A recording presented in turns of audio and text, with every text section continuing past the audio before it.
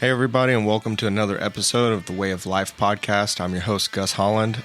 Today I'm going to be joined via Zoom by Bryan Schermerhorn, who is an equipped powerlifter and strongman competitor.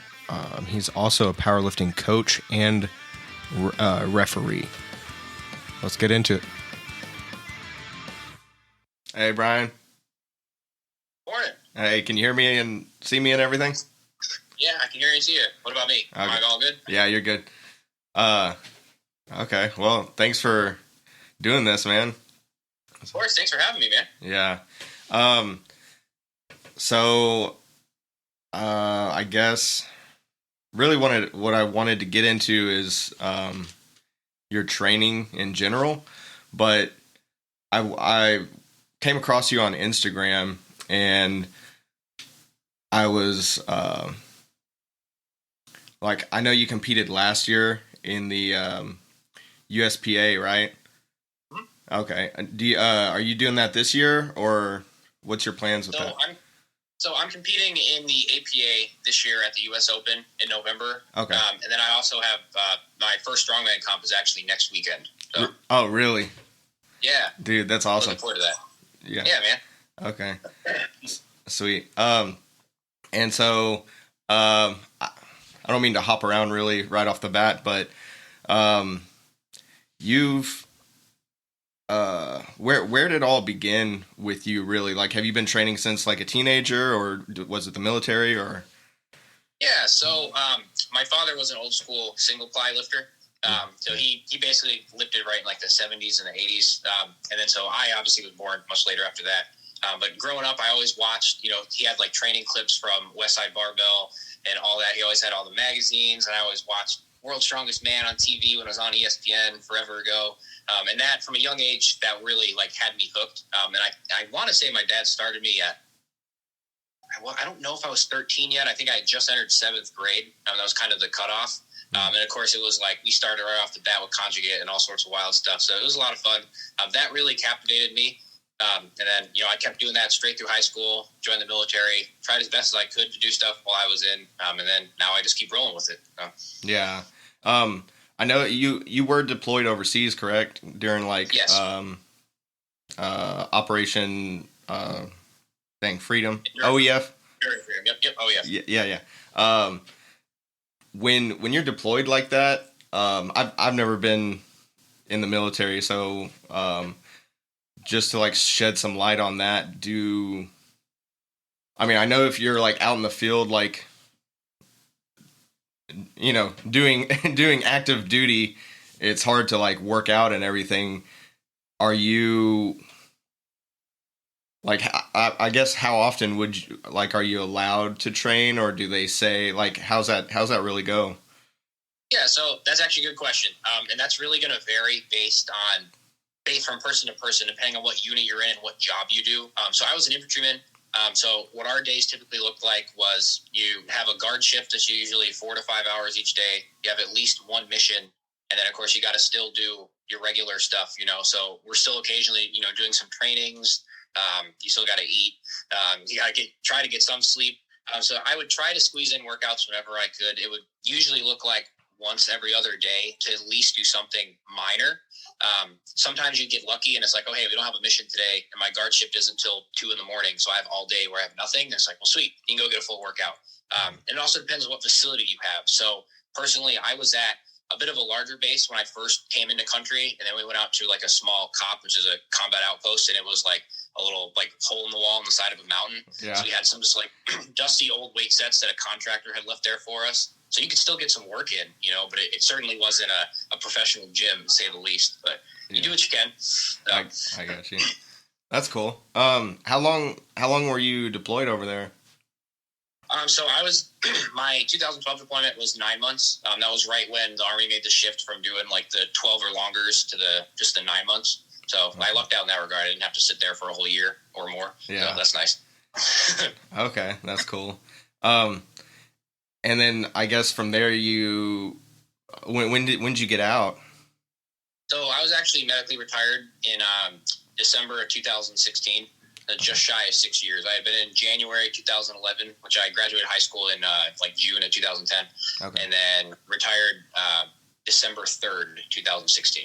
Okay. So yeah, so we're I graduated in 2010 as well. So, so from there, like when you got out, did you continue training like immediately, or were you kind of just more looking for a job and stuff, or? So yeah, I tried to. It was really kind of all over the place, to be honest. I was like, oh, I'm going to hit the ground running as soon as I get out. And I did not have a smooth transition whatsoever. I really struggled to kind of find really much anything. I worked a few kind of dead-end jobs when I first got out. They were miserable. And I eventually found my way to school, which was great. But for a while, I didn't really do a whole lot of like physical activity, which is not like me at all. I've always been a super physical guy. But there's just that transition was just rough for me. But it eventually worked itself out, so I'm happy about that. Yeah, that's cool.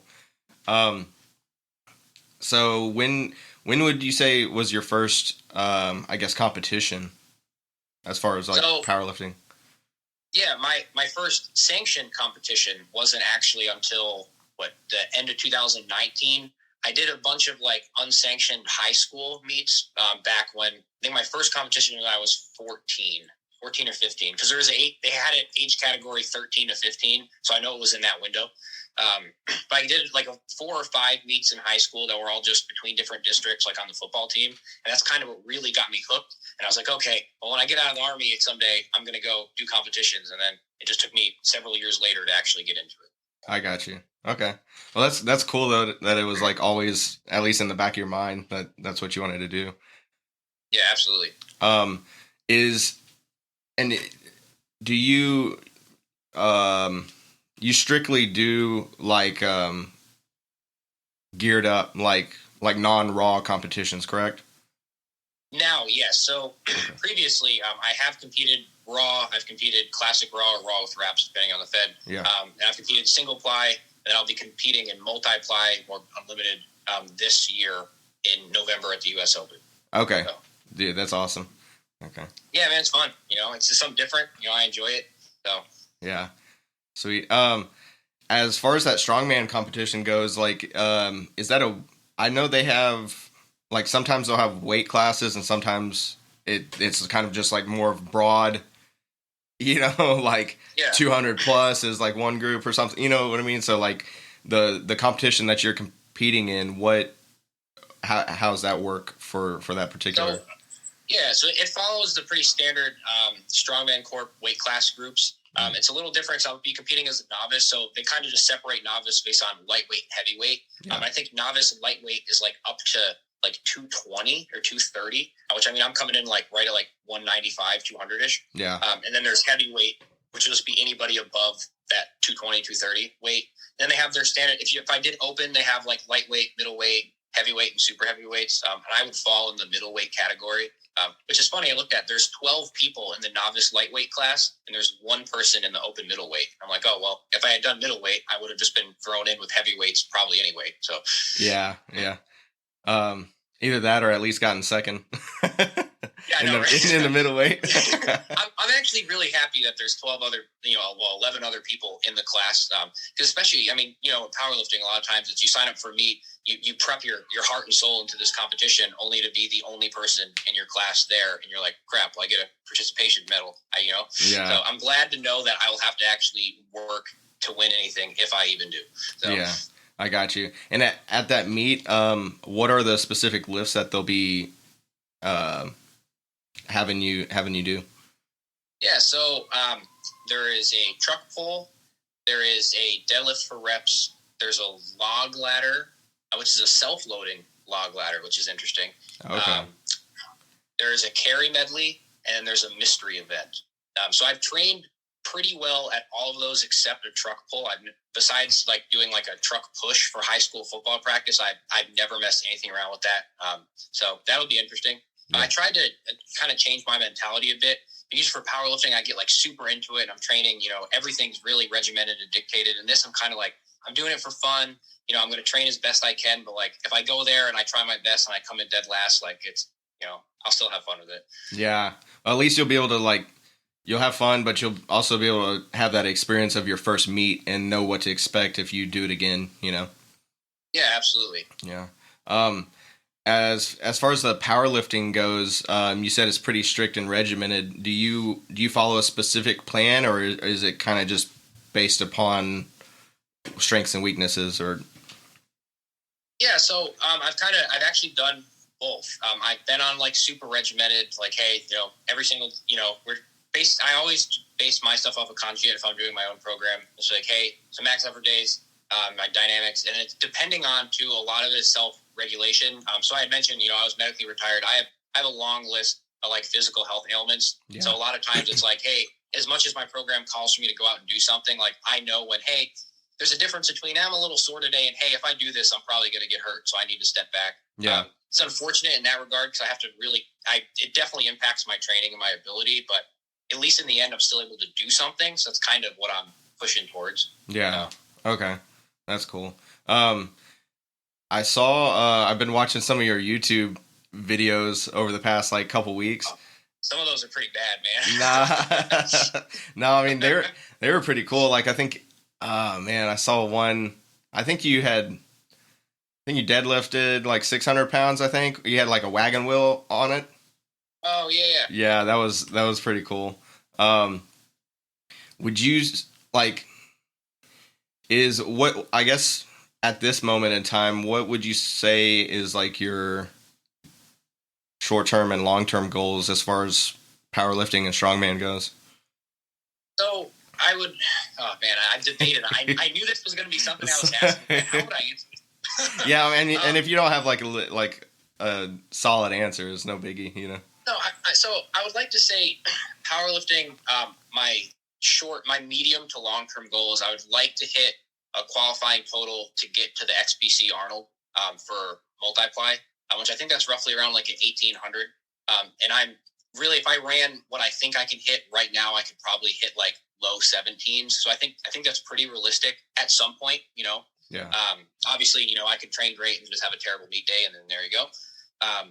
And for strongman, I'm still kind of up in the air because I want to get my feet wet in comp first. Yeah. I'm more or less just I want to hit certain lifts, right? Like I really want to hit a 500 Zercher squat. Like don't ask me why, I just really want to. Yeah. I would like to be able to hit, like a 250 axle clean and press. Like, I did a 300 axle clean. There's no way in hell I would have pressed it, but I would like to work on those individual lifts and get them more competitive against other people in my weight class. Okay. That's cool. Where is that strongman event held? Is that in your state? Yeah, so that's actually in Bremerton, Washington. So it's roughly like 45, 50-ish minutes away from where I live. So it's Viking Fest, and it's at Dungeon Fitness. That's actually a place I had ref a meet at to the USPA because I also referee for them too. Okay, that's cool. Yeah, I'd seen some things about Viking Fest on social media, and I didn't know if that was the meet you were talking about or not. But so as far as reffing goes, how'd you get into that? Was that kind of just out of passion, or? So pretty much. I really wanted to give back. I always like to be involved in different things. So I was like, well, if I'm only going to compete once or two times a year, there's a big time commitment to that. I mean, last year, especially was it 2021 or 2020?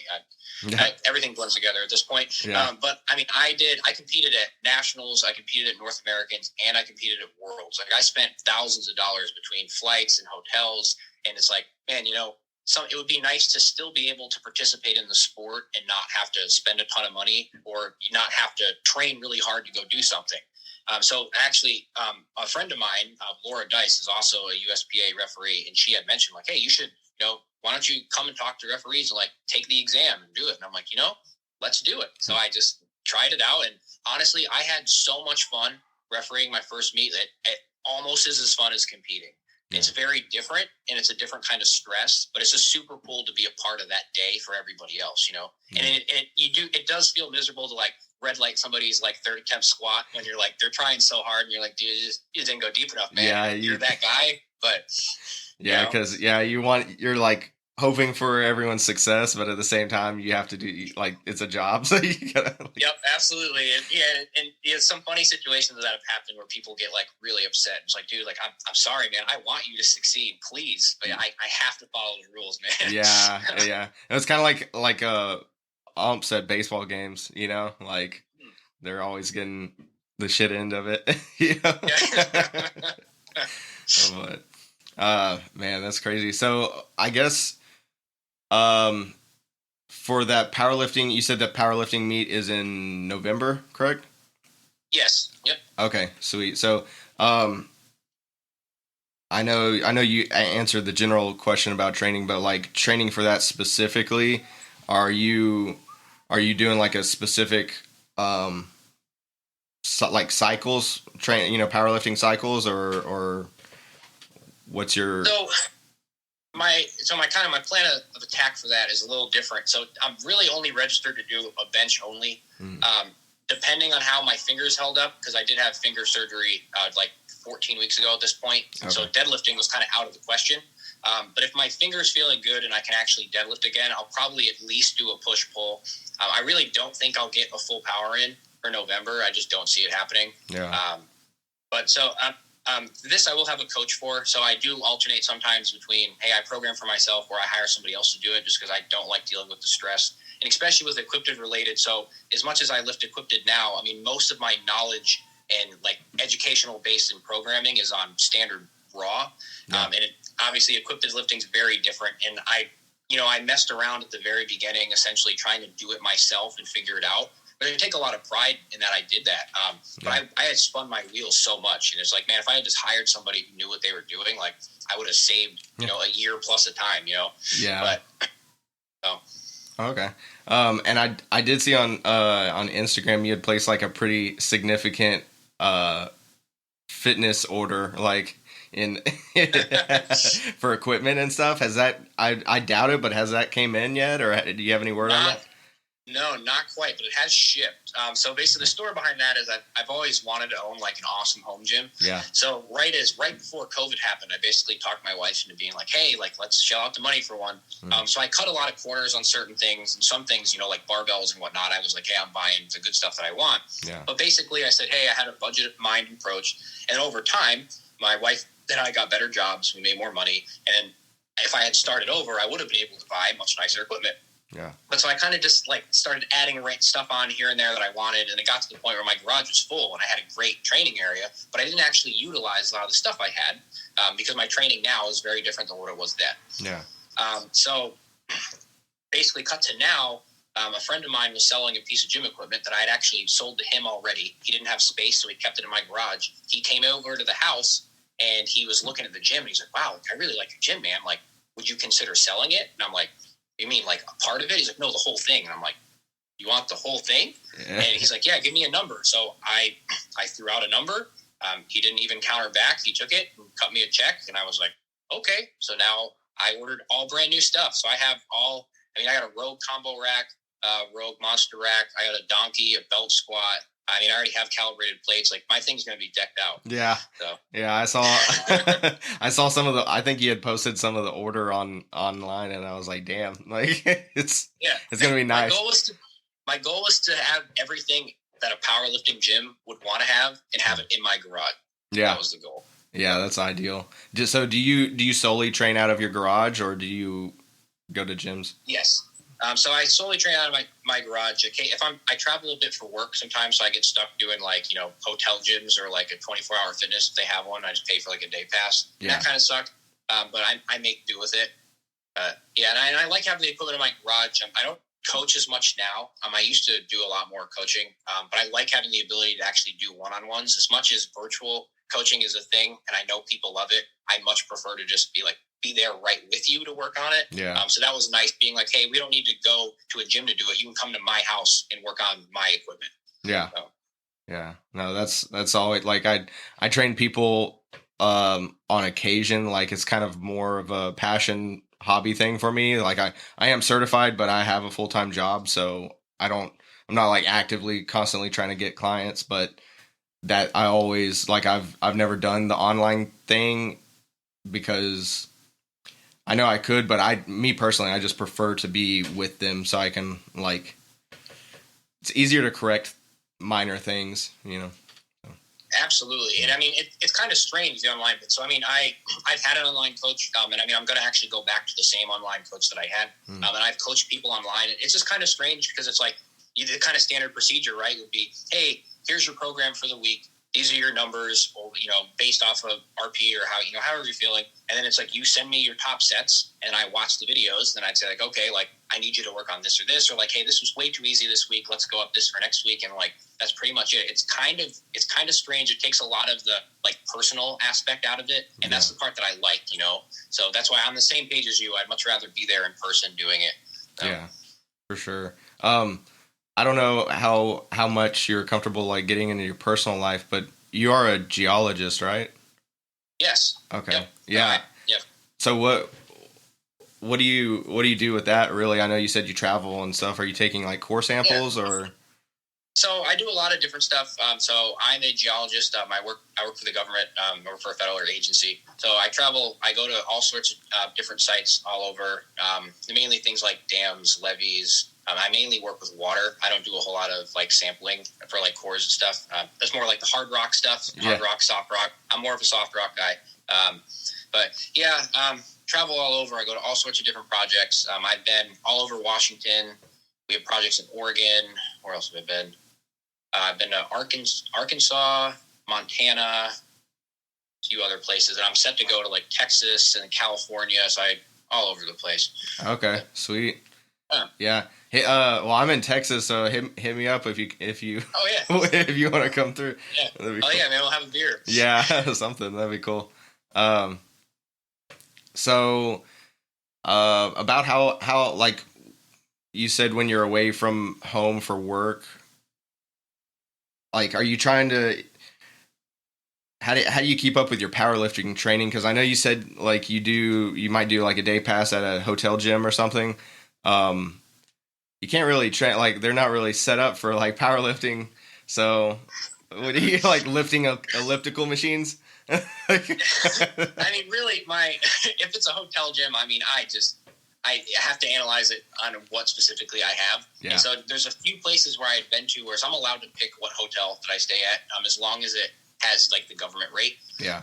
So now that I've been to a few places a few times, I know what some places have and what some don't. So I try to pick ones that generally at least have a decent, like some of them have dumbbells up to like 80 or 90 pounds. And it's like, well, okay, like that's certainly better than nothing. And it's certainly better than just like a room with an elliptical, a flat bench and 40-pound dumbbells, you know, but I've seen that too. Yeah. I'd much rather prefer to do the day passes. And usually in that case, I'm not lugging my whole gym bag with me with all my equipment in it. And I mean, God forbid, I already get weird looks working out with equipment at my own house from my neighbors. So if you go to a commercial gym and you're like, hey man, help me pull up straps on my deadlift suit. Like, no. So yeah.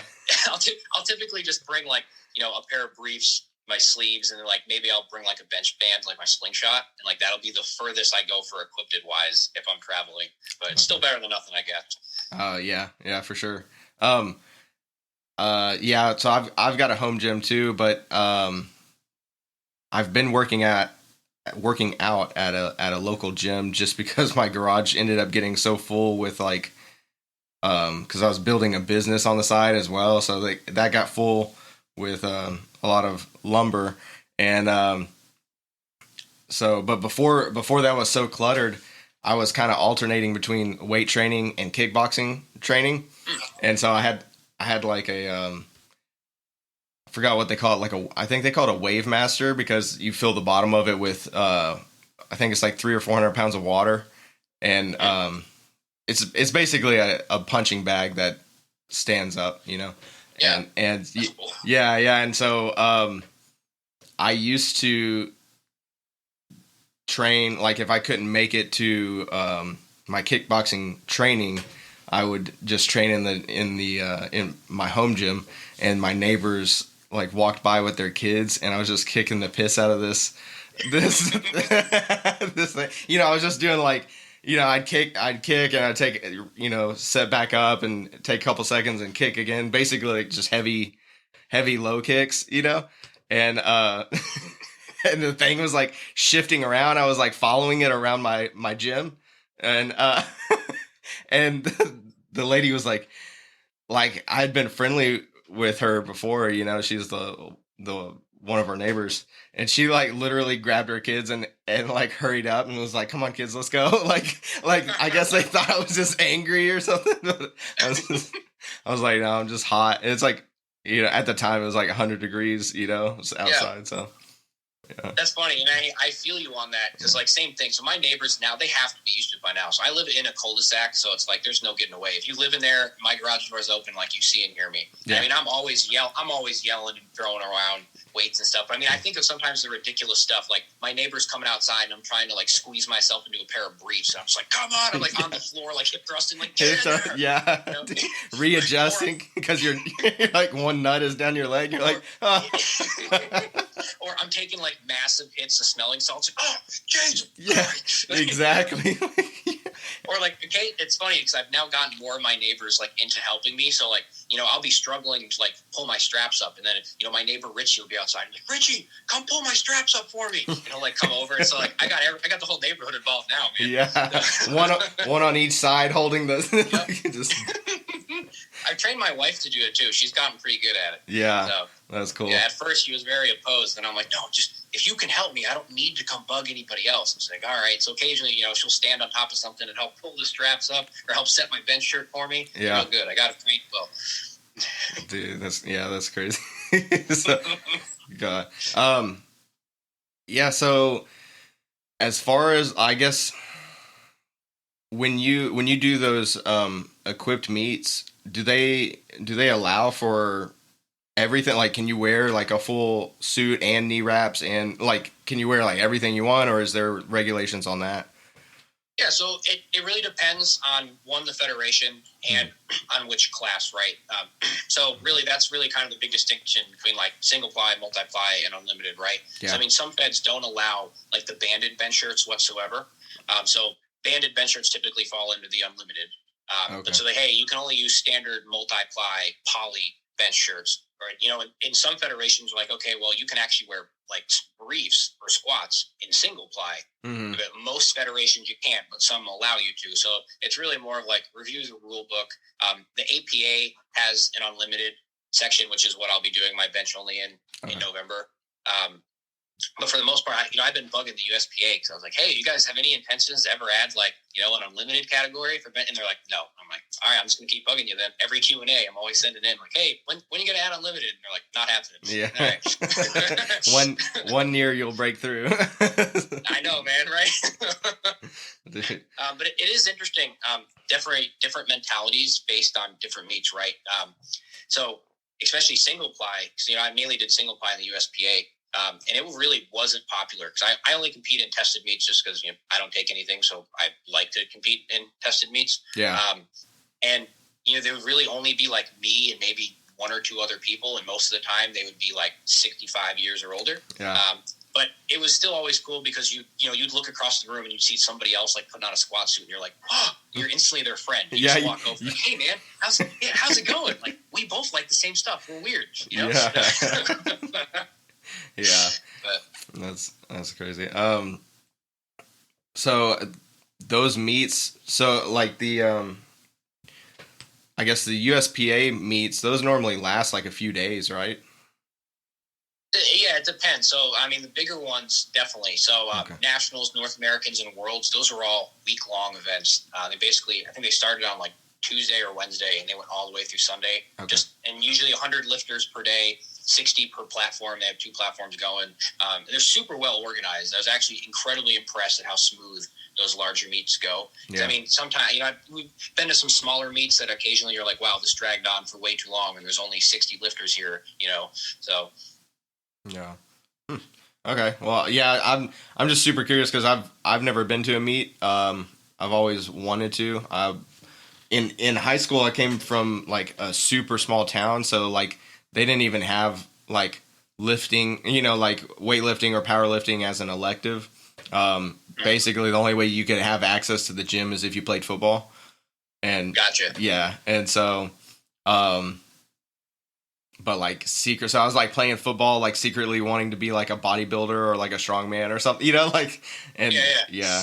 So it's I don't, you know, it's just, I'm super interested in that. And a lot of my audience is like, you know, younger men, like between like 15 and 30 years old. And so, yeah, so some of this I already know, but it's good to get the listeners to inform. And it's definitely an experience too. Like, even if you just go not to even compete, just to watch, like, it's just a lot of fun. Like, the energy's unmatched. And like, that's the thing that sold me to it, is like, you know, I compete because it's fun. If it ever starts to feel like work, I'll stop doing it. Like, you know, I as much as I want to hit PRs every single time, I want to break records. Like, if I'm not enjoying it, I won't do it. That's just me being me. Yeah. But like, man, you show up on those meet days and just like, it doesn't matter if you're lifting 100 pounds or 500 pounds, the audience reaction will be the same. If you look like you're up there really giving it your all in your third attempt on deadlift and your pull's only, you know, 100 pounds, people are still going to yell at you, right? Yeah. And they're going to yell just as loud as that dude who's 6'6", deadlifting like, you know, 800 plus pounds. He will get the same reaction from him as you'll get. So it's pretty sweet. The energy is just awesome. The crowd's great. Lots of fun. I try to go to them whenever I can. That's why part of what pushed me to doing the refereeing is like, well, sweet, I don't have to pay to go to any of these, and I get to be involved. So like, yeah, why not? Let's do it. Yeah, you know? That's awesome. Yeah, I'm gonna try and get to one. Like, I've got a couple bodybuilding shows in mind that I want to go to this year, or I guess within the next like 7 months or so. And I don't know. I'm excited about, because ideally I want to go to like everything I can all the time, you know? And yeah, like regardless of whether it's strongman, powerlifting, bodybuilding, etc., you know, but bodybuilding shows are a lot of fun too. I don't know if you had been to one yet, or if you were just talking about your gut. So I competed in bodybuilding too. That was definitely something that I probably had no business ever actually doing, but I was like, I wanted to try it. Me being me, was like, I'm just going to go do it. I actually had a blast too. And same thing. It was like, you know, it was very clear that I was miles behind what a lot of my competitors were, but like everyone was still nice to me. You know what I mean? It wasn't just like, oh, look at this guy, you know? So, no, it was cool. I mean, it's just funny because I think like strength sports in general, from the outside perspective, you know, look like, oh, there's this huge like entry. You know, you need to be really good to go compete. And, you know, everybody's super critical, and it's like, man, my experience is the opposite. Like, you know, people of all levels are welcomed, and just even the most experienced competitors are still incredibly respectful of like newcomers that clearly like, hey, you're nervous or it's your first time, and it's like they treat you as equals. Like, you know, it's really nice. Yeah, you know? Yeah. Well, that's one thing I'm like slowly working on, like breaking down for people that, you know, like listen to this show or follow my social media, is like, I have no experience with meets or, you know, going to any events really, but that and the gym, like both of those from like outside looking in, they kind of seem intimidating to a lot of people, you know, but like, the same with like Planet Fitness, they say, oh, we don't discriminate, or like no hatred here or whatever. But every gym I've went to, I've never had, like, I've had nothing but positivity. So it's kind of like, where is the gym intimidation that they say, you know what I mean? So yeah, absolutely. No, I completely agree. Yeah, because like I don't know, you'll go, like you can go to a gym and there's like a bodybuilder guy that's like doing it pro, and he's like 280 pounds and you're like 200 pounds and trying to get to that, you know, and he'd just come up, what's up, brother? Like, you know, you, like, it's like it's not a deal really to me. Yeah. So I don't know, but it's good to hear that the meets are like that too, though. Yeah. So I know they have some Houston, like, occasionally they'll, like in Houston, Texas, they'll have a lot of like 18-wheeler truck pulls, you know, and stuff like that. And I actually went to high school with a guy that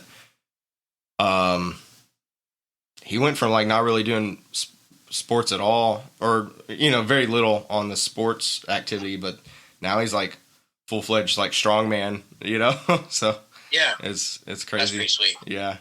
And he does a lot of, I don't know if he's on a truck pull, but I've seen him do a lot of like car lifts and stuff. Yep. Yeah. I always feel like it's very I mean, even if they fail at things like that, like including powerlifting, like even if they fail, it's still like has like massive entertainment value to me because it's like it's still incredible.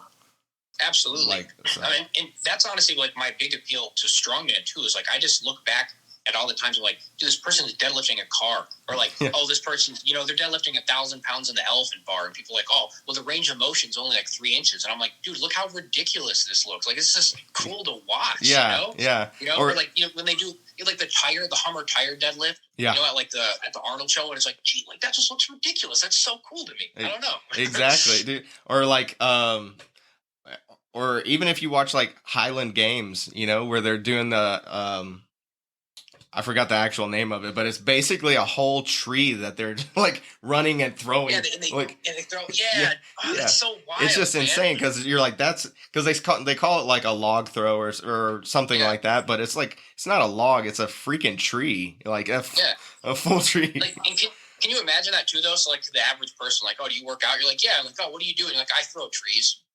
Excuse me? What? Yeah. Or like, oh yeah, I lift like cars. Like, yeah. Or even like the Atlas stones, you know, like the big ones that are like 250 pounds or whatever, or 200 pounds.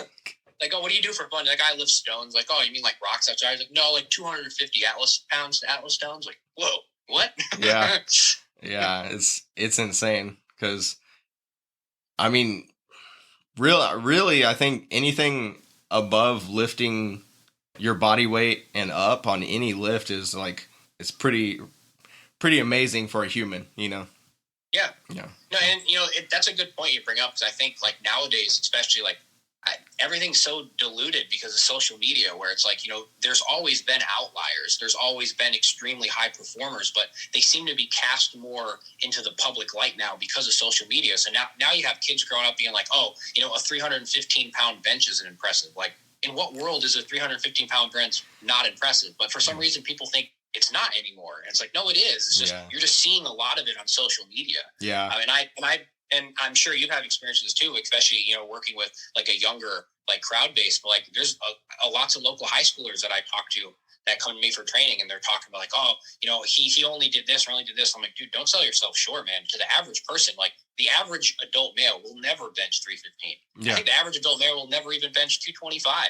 Yeah. You know, so like people need to at least hold themselves in a little higher regard, you know? Yeah. Well, I mean, even so, I have 2 brothers that, I mean, I have more than that, but 2 of them are 15 years old, and one is like 145 pounds, you know, and he's still growing. Like he's already, you know, getting taller than me and getting more muscular and everything like that. But he's like so hard on himself and on like lifts and stuff. And I'm like, dude, I was like, well, how much do you weigh? And he's like, oh, like 145. And I'm like, dude, you're lifting over your body weight on most everything, and you're steadily increasing. So like that alone is amazing. And so it's, you know, like I think social media is like awesome because you get to see a lot of like entertaining things and like a lot of motivational things, but at the same time, those motivational things can also be demotivational because you're like, well, shit, my 315 bench isn't shit because look at Ronnie Coleman, you know? Like it's like or especially like those outcasts that I was mentioning. So like, you know, nowadays on social media it seems to be apparent like, oh, you got kids squatting like 700 or 800 pounds in high school by their senior year, or like you got kids benching 405 in high school. Like those are very rare. Those are anomalies. But social media makes it look like everywhere you look, you see, you know, a dozen or so kids doing it, and you're like, no, that's not the norm. Like, you know, people start to think that it is. Yeah. You know? Well, in reality, like that's, I mean, worldwide, that's like a dozen kids out of like whatever 8 billion or something like that. So like, like even. I would say like most high school athletes, like regardless of what they lift, are probably in the top 1% of the world in strength and like fitness and health and everything. So it's like, absolutely, you're doing good even if you're like suck in comparison to your other teammates or whatever, you know. Like, so, I don't know. It's, but after, so you've got that. You said your strongman event is next week, right? Yep, next Sunday. Oh man, Okay, yeah, that's exciting. Yeah. I didn't even know about that. I knew vaguely that you were like either going to compete in powerlifting like towards the end of the year or maybe early next year or something, but I didn't know about the strongman.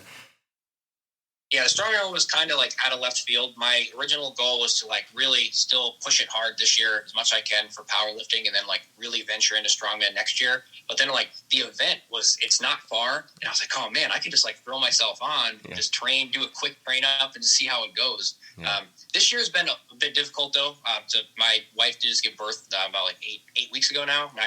Oh wow! I forgot how hard it is to still like train and get good sleep with the newborns. I have a 4-year-old already. Okay. So like my training has not been very solid for the past 2 because it's like I'm trying my best, but some days, I've only gotten like 3 hours of sleep. And it's like, well, how do you have a great performance session, especially equipped with only a few hours of sleep? I was like, dude, I can't be handling above maximal loads if I'm, I have no energy. Yeah. So, yeah. No. Well, congratulations. I didn't even know about that. Yeah, that's awesome. I've got a 9-year-old and a 7-year-old, but like from the get go, like as soon as they could walk and they saw that there was like gym equipment in the garage, it's like they've always been like, oh, I want to go train, which is awesome, Yeah. But at the same time, like they'll try and like sneak out while you're like benching. Like even if you're benching like 225, you're like, oh shit, like they're gonna like trip on a bar or something, like all the time, man. And a lot of times I've caught my 4-year-old going out there, like hanging off of the bars, just like I'm like, relax, or like trying to move some of the dumbbells, and I'm like, stop, no. Yeah, exactly. Like I saw both of my kids, like messing around with a freaking 40-pound kettlebell the other day. Geez. Yeah, and I was like, and they're both like strong for their age, but I was like, no, because they're like barefoot. There's so many. You drop that on your foot, you're gonna have a bad day. Yeah, dude. I mean, shit. Like and then you go to the hospital and you're like, they're like, how'd this happen? Oh, well, my kid basically dropped a cannonball on his foot. Like it's. Yeah. So luckily, I haven't had to deal with any of that yet. Yeah. But. So they're. I mean, that sounds really bad saying it out loud, but they're well watched, and they haven't actually ever hurt themselves or anything. But it's good. Hopefully that continues. Yeah, exactly. At least they're getting to the age where they can like comprehend danger, when you're like, like, so they'll wait for me now, man,